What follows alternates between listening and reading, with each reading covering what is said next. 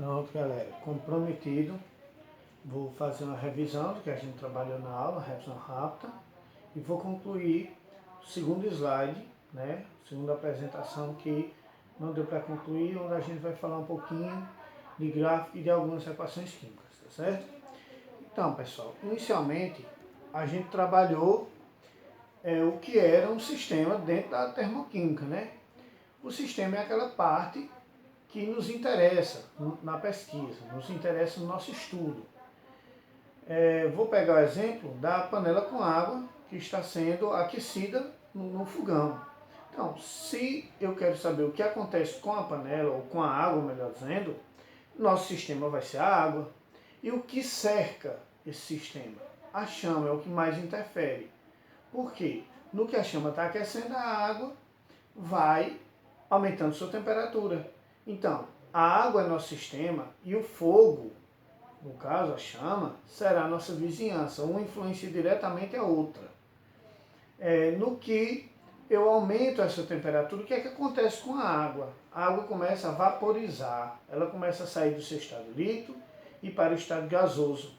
Então esse processo, tá certo? Ele acontece em um sistema que a gente chama de aberto, porque tanto tem a perca de energia ou ganho, tá certo? Pode ser perda ou ganho, como também vai ter a perca ou ganho de matéria. Nesse caso específico aí, a gente tem o seguinte, a gente tem o aumento da temperatura causando a perda de matéria, ou seja, a água vai diminuir, tá certo? Então, a água diminui, então, prova que está tendo uma troca de matéria, tá ok? E também uma troca de temperatura, ou seja, uma troca de calor. No sistema fechado, exemplo, seria uma garrafa de refrigerante ou de cerveja, bem geladinha e fechada. Se eu deixo o meio ambiente, o que é que acontece? Essa garrafa vai aumentar a sua temperatura, porém não vou ter perca do líquido que está ali dentro. Então, há uma troca apenas de energia, certo? Porque variou a temperatura, há uma troca de calor, mas não há uma troca de matéria. Já no sistema isolado, a gente não tem, teoricamente, nem troca de calor, nem troca de matéria. Não tem perca nem ganho de matéria, nem de calor. Por exemplo, uma garrafa de café. Se eu encho ela com um café bem quentinho e tampo ela bem, ela vai demorar bastante até resfriar, porque a garrafa não está trocando o calor com o meio externo. Tá certo? Então, o que acontece é o seguinte. Esse isolante ele não é um isolante 100%. Não é ideal, mas a gente tem que trabalhar como se fosse, tá certo? Porque a gente sabe que aos poucos ela vai esfriando, mas demora muito. No sistema isolado não tem troca de matéria, nem há troca de temperatura, tá certo? Troca de calor.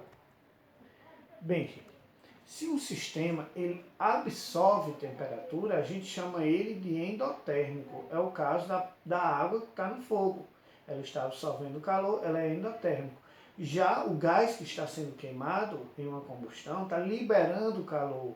Esse processo a gente chama de exotérmico.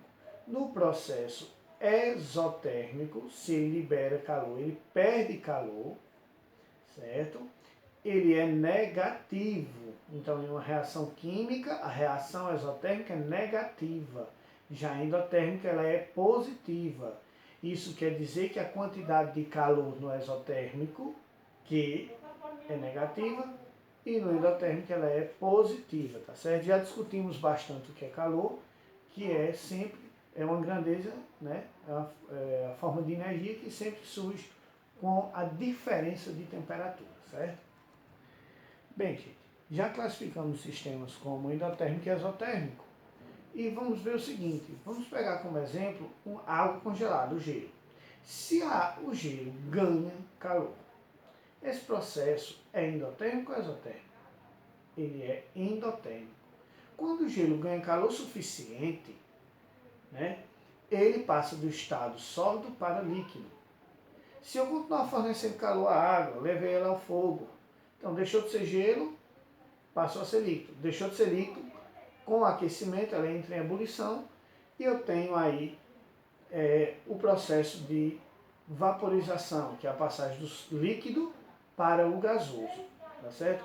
Essa passagem só é se a água for ao fogo? Não. A gente sabe que ela pode evaporar naturalmente, certo? E pode sofrer calefação, que é quando é muito rápido, tipo se aplicar água no ferro quente. Ela automaticamente ela passa de líquido para gasoso. E o contrário seria o seguinte, vamos pegar vapor de água, se eu for resfriando ele, ou seja, se eu for diminuindo a temperatura, certo? Vou diminuindo, eu vou perdendo o calor, o processo é exotérmico. Perder o calor, ele era gasoso, passa a ser líquido. Se eu continuar perdendo o calor, ou seja, se eu resfriar, ele passará novamente a ser sólido. Então é um processo exotérmico. Lembrando, gente, eu sempre estou tratando de processo endotérmico e exotérmico e não de reação.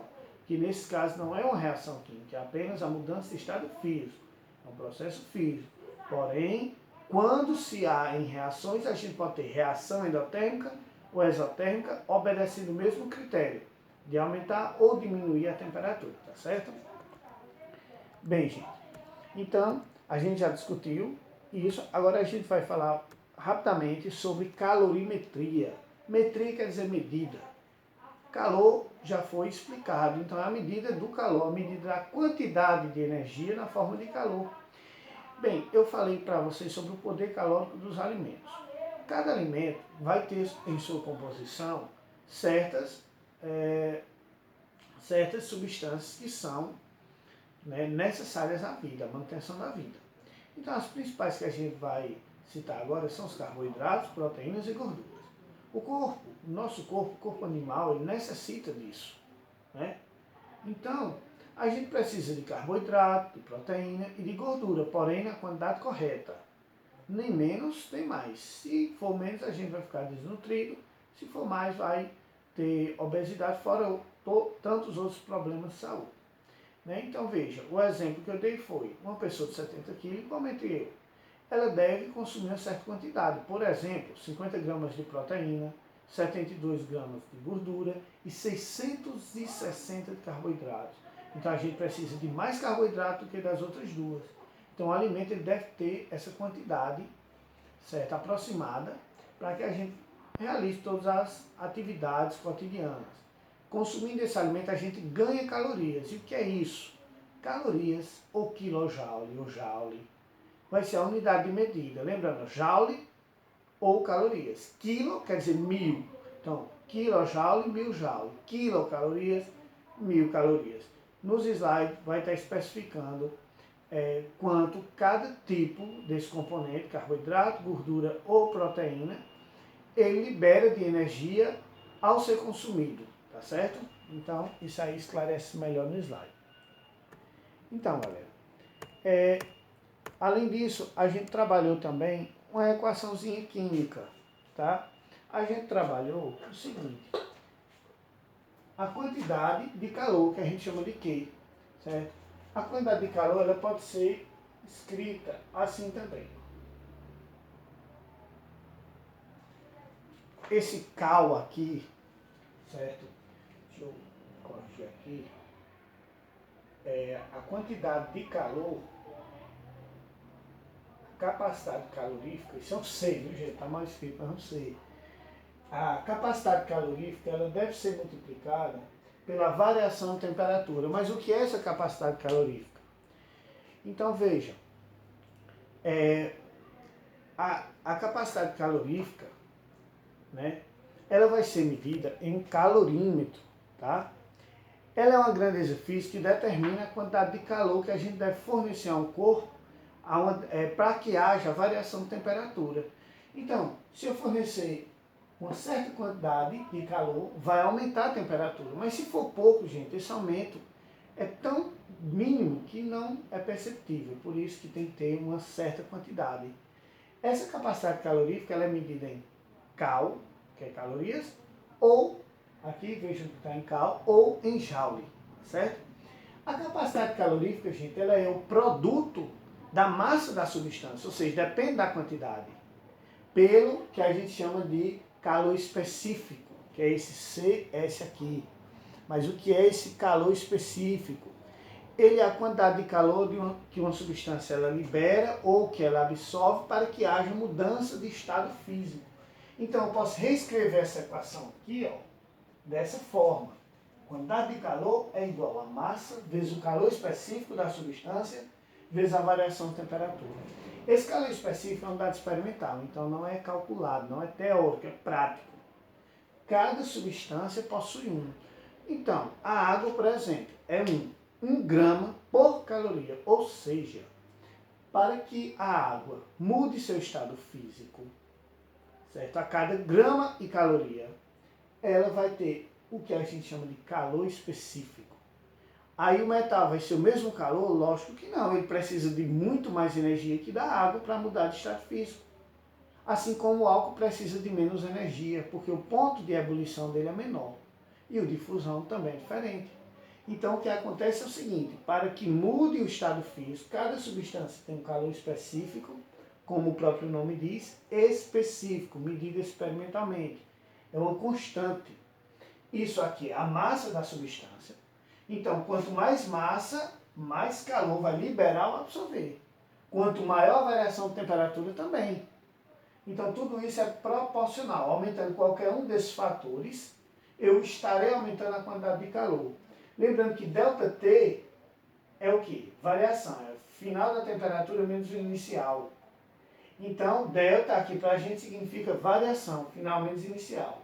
Outro lembrete é que a quantidade de calor, gente, doada por um sistema, é a mesma absorvida pela sua vizinhança. Então, se eu coloco um copo de água quente e outro frio, certo? Juntos, 2 copos de alumínio, por exemplo, juntos, o quente vai passar calor para o frio e o frio recebe, consequentemente, esse calor. Essa passagem de calor, ela é igual. A mesma quantidade que um perde é a que o outro, o que um perde é a que o outro ganha. Então, é o mesmo valor numérico, tá certo? Bem, então, fazendo essas ponderações, eu vou gravar outra aulazinha agora e mandar as duas para vocês, falando um pouquinho mais da matemática e dos gráficos, tá certo? Então, vou pausar aqui e gravar outra.